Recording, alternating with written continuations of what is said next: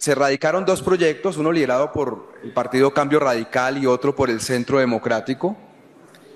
Luego se radicó ponencia positiva en la acumulación de ambos. Minutos después, con la senadora Clara y con el senador Julián, radicamos la ponencia negativa.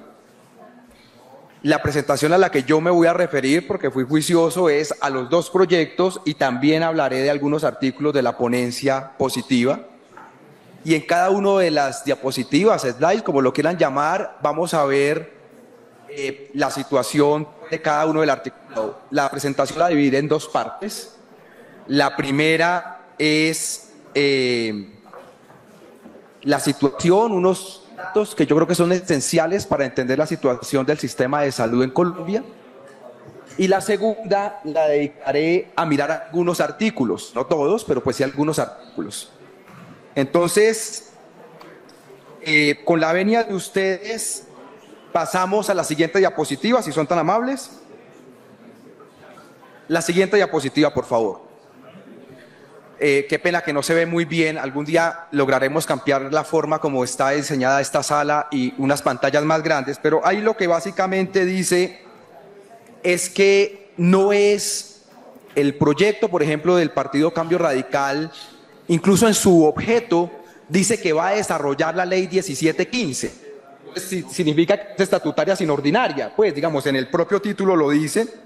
Luego lo cambian en la ponencia, es cierto, ahorita lo vemos, pero es mucho de lo que ha dicho la senadora Clara López, y es que es el desarrollo de una ley y no es una ley estatutaria.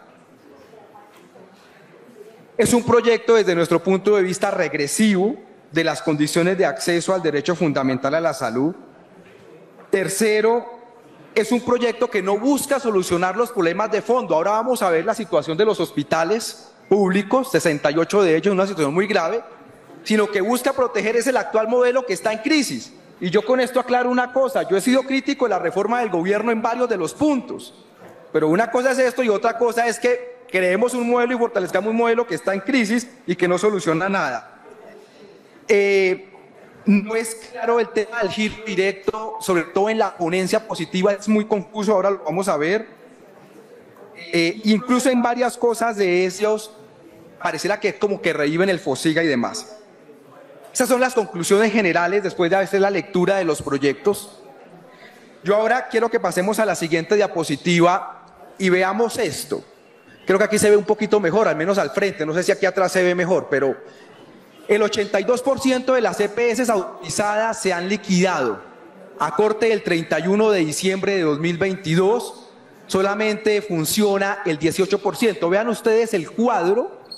Se autorizaron en el régimen subsidiado 122 EPS, han sido liquidadas 107, quedan 15 en el contributivo 27, liquidadas 17, quedan 10. Al final la sumatoria de las vigentes son 28. O sea, pareciera que y varias de ellas, ahorita lo vamos a ver, están todavía en crisis. Pasamos, esta gráfica es maravillosa, un poquitico compleja de entender, desafortunadamente no se ve bien, pero al margen izquierdo se lee en billones de pesos, al margen derecho la participación de la cartera de las EPS en dos tipos.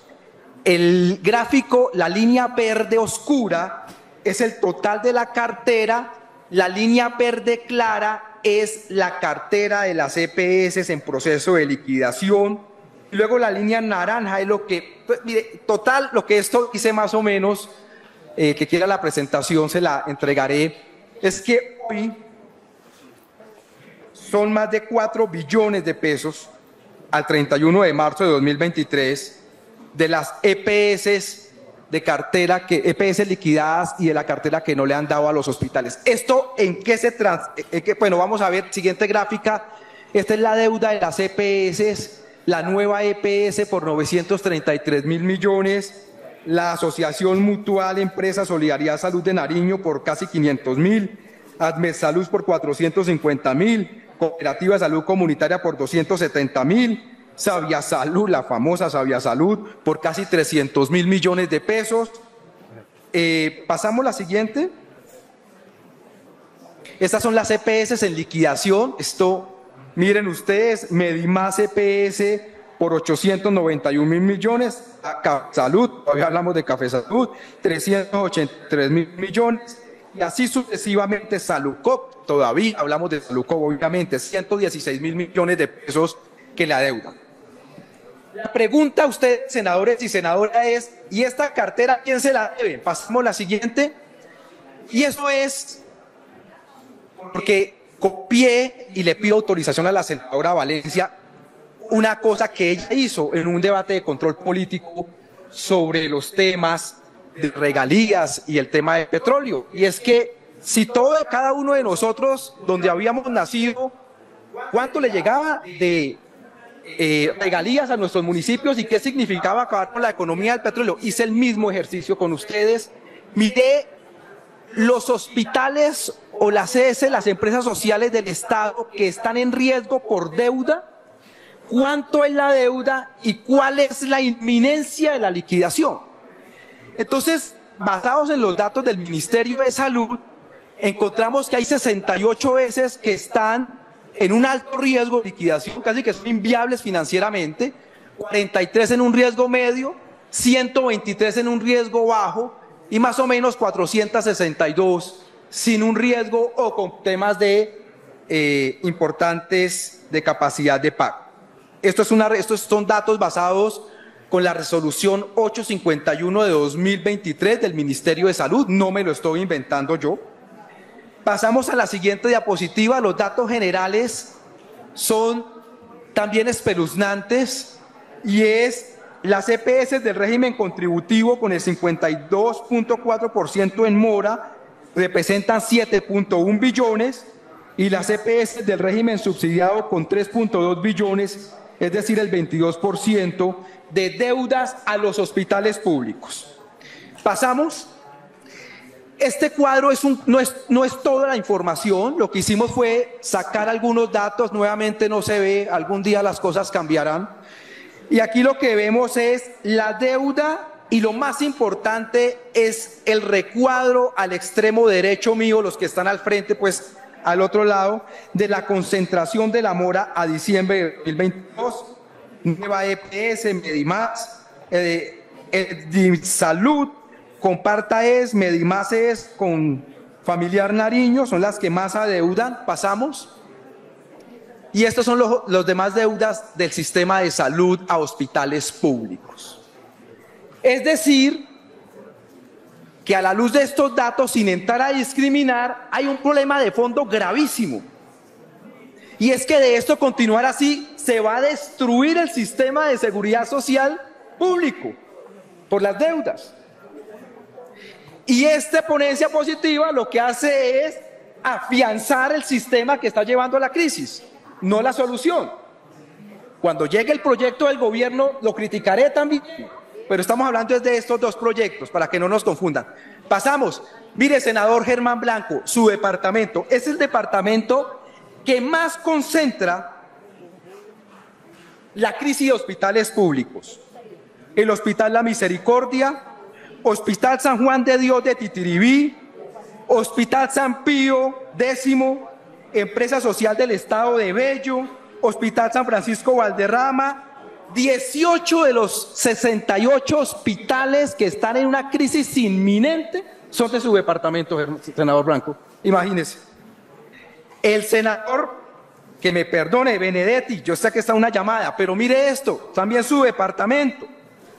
Hospital Local de Turbana, Hospital Local de San Jacinto, Centro de Salud con cama, así sucesivamente Calamar, Candelaria, San Fernando de Bolívar, que lo conozco.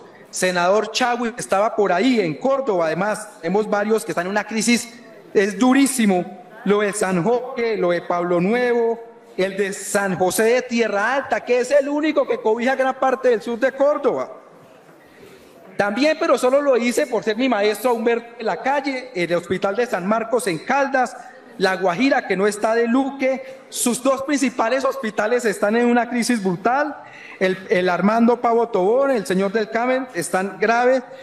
Norte de Santander, para el senador Chacón, también está en una crisis durísima, el Juan Luis Londoño. JP, mira el hospital San San Juan de Cimitarra está casi que liquidado, el de Ocamonte, Santander, y también el mío, los míos de Cundinamarca están referenciados. Entre esos el hospital en el que yo nací, el San Antonio de Arbeláez, que limita con mi pueblo San Bernardo. Entonces tenemos una situación de EPS en crisis. Ahora vamos a hablar de las UPC, de la UPC.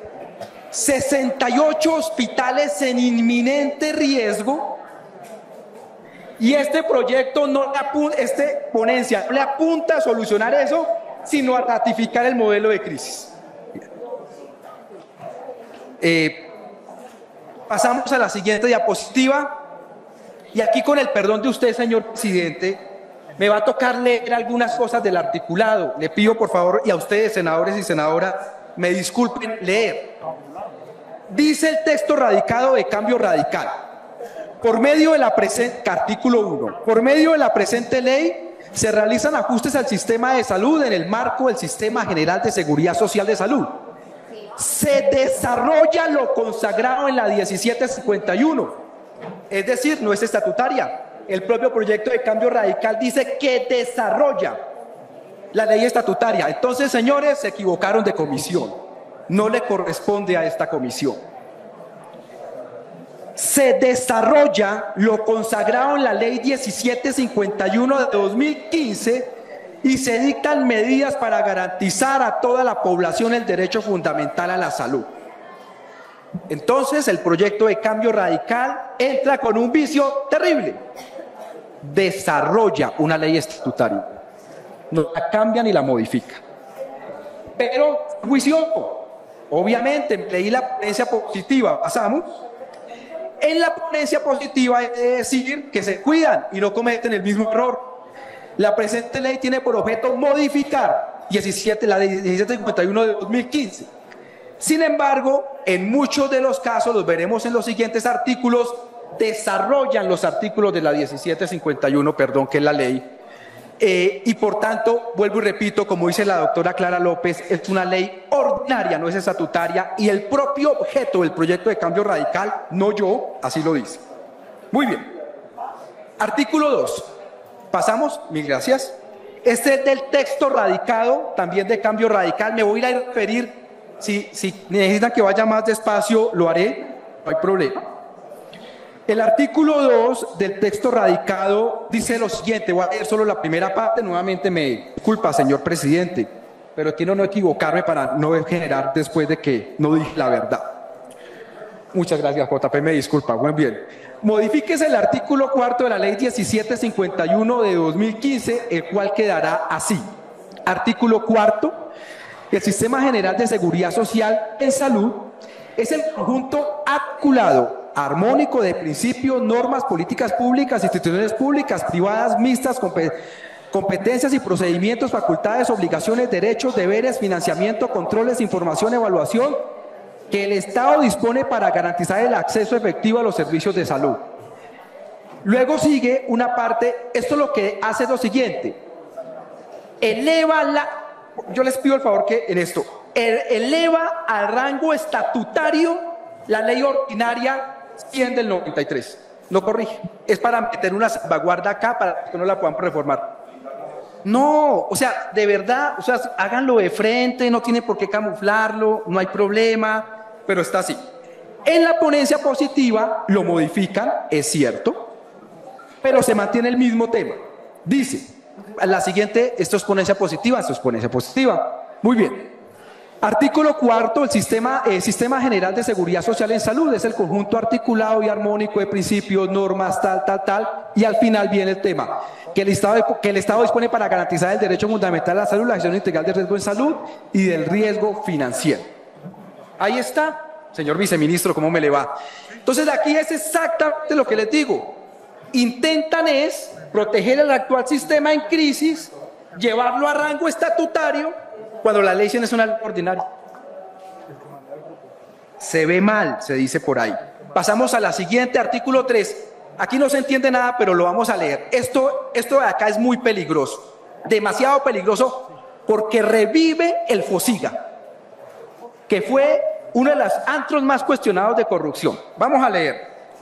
Entonces dice, otra vez con la disculpa de ustedes, no acogiéndome a la ley. Ponencia positiva, no estoy leyendo articulado. Artículo 3. Adiciones en los literales K, L, M, N y O al artículo 5 de la ley 1751 de 2015, el cual quedará así. No los voy a aburrir con la lectura porque si no, no logro su atención. Voy a leer, regálenme, voy a leer el L y el M. L. Ajustar el valor de la unidad de pago por capitación UPC cada año con fundamento en la información de la vigencia anterior que reciban las entidades encargadas del aseguramiento y de la gestión integral del riesgo en salud para garantizar la adecuada prestación de los servicios de salud, por lo cual deberá tener en cuenta como factores de riesgo las condiciones en salud de los individuos, los factores sociodemográficos y zonas geográficas. Y luego viene el M, vean esta maravilla. Garantizar a las aseguradoras y o prestadoras el pago oportuno de los recursos derivados de la prestación de los servicios y tecnologías excluidos del plan de beneficios de salud. Esto se llama revivir el FOSIGA. Vuelvo y leo para que no existan dudas. Garantizar a las aseguradoras y o prestadoras el pago oportuno de los recursos derivados de la prestación de los servicios y tecnologías excluidos del plan de beneficios de salud. Eso es revivir el FOSIGA. Pero además, una cosa complicada, cuando uno compara, senador Humberto de la Calle, entre el proyecto presentado y la ponencia positiva, se habla, pareciera indistintamente, del plan básico de salud y del plan de beneficios de salud. Pregunta, porque no lo tengo claro, ¿vamos a volver al sistema anterior cuando había un plan de salud, unas cosas excluidas y otras cosas incluidas para revivir el FOSIGA? ¿Es eso? Así lo entiendo yo, peligrosísimo. Bien, no importa. Siguiente, este es artículo 13.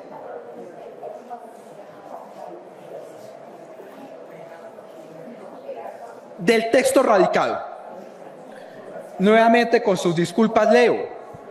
Las entidades territoriales, entidades promotoras de salud, EPS, instituciones prestadoras del servicio de salud, IPS, administradoras de riesgos laborales, ARL, y los individuos y familias son responsables de gestión integral de riesgo en salud en aras de garantizar el goce efectivo de los derechos. Es exactamente lo mismo, intentan liberar estatutario un tema de ley ordinario.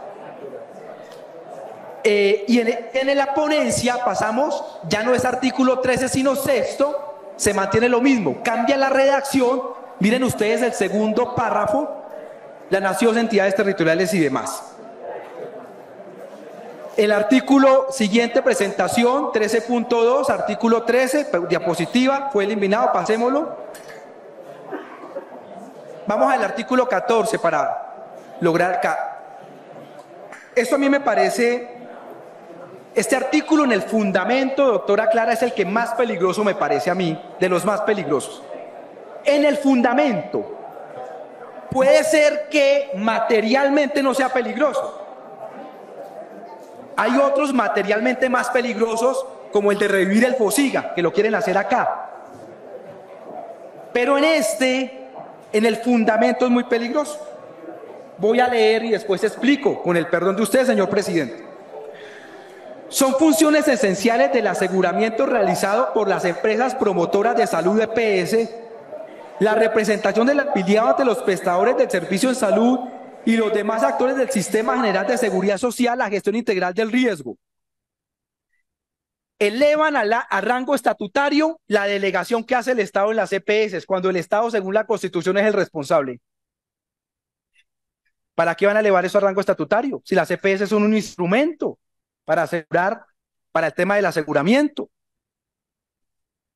Bien. Vamos al artículo 16. Este es maravilloso. Mire, esto sí era la tapa de la tapa, una de las tapas de las tapas. Menos mal lo eliminaron, aunque después metieron dos cosas, pero me lo voy a permitir leer completo. Vean esta maravilla. A todos los ciudadanos, porque sé que mucha gente aquí no me está prestando atención, pero a todos los ciudadanos y ciudadanas Vean esta maravilla. Crear monopolios territoriales de salud a costa de las amistades con los ministros de salud del gobierno correspondiente. Vean esto. Lo llaman territorialización de la operación del aseguramiento. Leo textualmente, no me estoy inventando nada. Con el fin de garantizar el derecho fundamental a la salud y el acceso efectivo de la población a los servicios de salud, las entidades promotoras de salud operarán por territorios sanitarios definidos por el gobierno nacional. Vean ustedes la aberración esto. Entonces, si yo soy dueño de una EPS, yo voy y me le digo al gobierno, ole ministro, usted que es amigo mío, asígneme tal territorio, a discreción del gobierno. Y es la sinvergüencería. En la reglamentación se determinarán las condiciones de actualización del ámbito territorial de operación que se encuentren autorizadas. Dicha reglamentación deberá incluir un régimen de transición para la actualización de las autorizaciones para operar emitidas. Estos son puros oligopolios, porque además el proyecto no toca la nefasta integración vertical. Entonces, miren ustedes, quiebran los hospitales públicos, los obligan a que los vendamos a privados, asignaríamos a territorios EPS con comportamientos monopólicos. Hágame el favor. Menos mal, yo aquí estoy leyendo, para que no digan que es un mamerto, que no sé qué, estoy leyendo nomás. Bien, vamos al artículo 18. Este también es bueno. Vamos al de la ponencia para no alargarme, por favor. No al del texto radical, al de la ponencia. Muy bien, muchas gracias. Me permitiré leer nomás 2 párrafos, senadores y senadoras. A partir del año 2024, para efectos del cálculo de la unidad de pago por capitación, se adicionarán las condiciones de salud de la población, comportamiento, perfil epidemiológico, como factores de ajuste de riesgo individual, además de los factores sociodemográficos, zonas geográficas. La unidad de pago por capitación contemplará la financiación de todos los servicios tecnológicos en salud. Miren ustedes esta contradicción, que es que yo no sé si es que está mal redactado, si es que está confuso, si es que hay una doble intención. Dice, otra vez, la unidad de pago por capitación contemplará la financiación de todos los servicios. Aquí ya no hablan de plan básico como antes o plan de beneficios, sino de todos los servicios y tecnologías en salud que se utilicen y prescriban en el país. Pero entonces uno dice, pero si va a haber unos temas excluidos, ¿todo esto va por el nuevo FOSIGA o cómo va a ser? Eso sí es la quiebra del sistema, pues, en cuestión de días. Pero luego viene la maravilla de esto. En salud que se utilicen y prescriban en el país, a excepción de las relacionadas directamente con la atención de las enfermedades huérfanas y los servicios sociales complementarios. ¿Qué es un servicio social complementario? No está definido. Pues uno va y busca, ¿no? Como dijo un candidato presidencial con el que yo voté, pues vaya, búsquelo en Google, y pues uno va y lo busca. No hay, además, una definición única. Entonces, no es claro, no se pide una actualización de cómo se va a pagar la UPC, un estudio actuarial. Se parte del principio que está mal, pero nadie dice por qué está mal.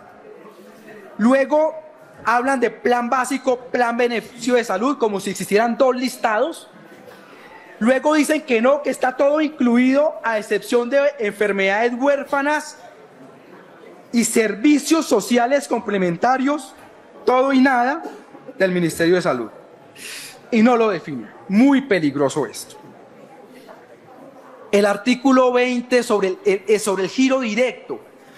Aquí lo que yo tengo es una confusión en la redacción. Dice lo siguiente. El mecanismo de giro directo se aplicará a las entidades promotoras de salud que no cumplan las normas de habilitación financiera o se encuentren en medidas de vigilancia especial. Así está actualmente.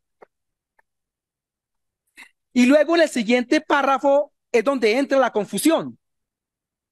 Con el fin de garantizar el adecuado flujo de recursos financieros bajo el mecanismo de giro directo, el gobierno nacional determinará el porcentaje máximo de la UPC que debe ser girado directamente por parte de a los prestadores promotores de salud, a todas las EPS o solo a las intervenidas de vigilancia. No es claro.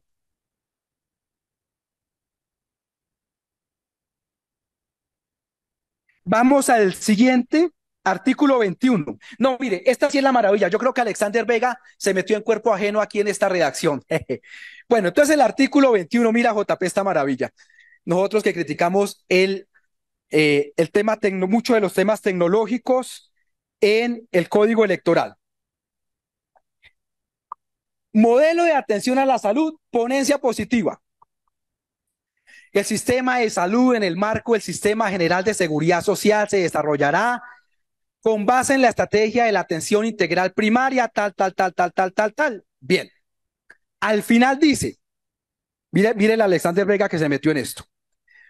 Para garantizar la atención primaria en salud, se deberá tener actualizada la historia clínica electrónica interoperable. ¿De qué trata la ley 2515? Ya, historia clínica electrónica interoperable. Pues me fui a averiguar qué es esa vaina.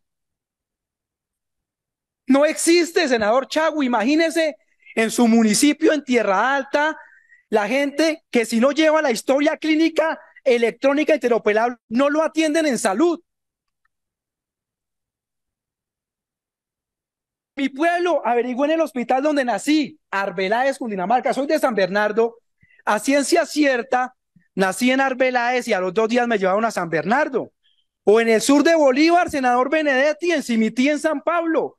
Le decimos al campesino de la Serranía de San Lucas, si usted no tiene la historia clínica electrónica interoperable, no se le atiende en salud, ni el parto siquiera. ¿Cuánto cuesta el software? ¿Cuánto cuesta la actualización? Bien, muy bien. Estoy leyendo, senador Motoa. ¿Cómo le parece? Luego viene el artículo 28. Este artículo me voy a dedicar un poquito a esto por una cosa interesante. Porque este artículo trata de los temas de los hospitales públicos o de las ESES. Y a mí me parecía peligroso, pero en la ponencia no está.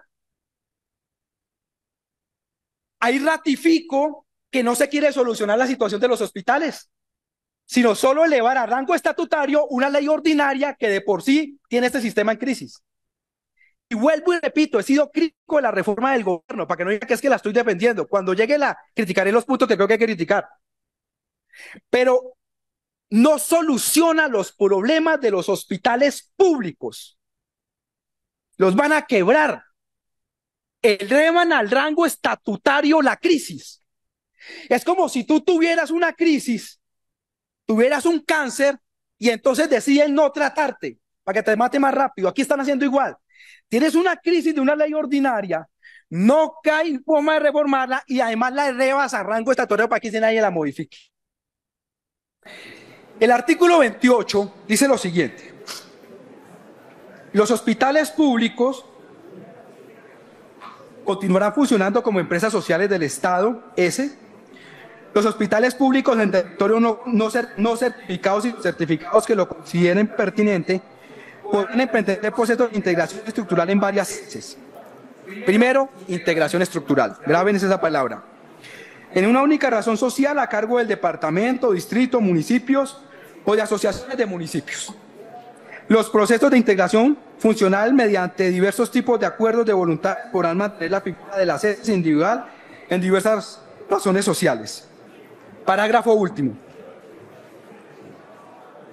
Sin perjuicio de lo previsto en el artículo 24 de la Ley 1751 de 2015, la Ley 1996 de 2019 en su artículo 8, las ESES que no tengan sostenibilidad financiera por dificultades administrativas técnicas deberán reestructurarse, fusionarse o adoptar otros mecanismos para alcanzar la viabilidad financiera de los servicios.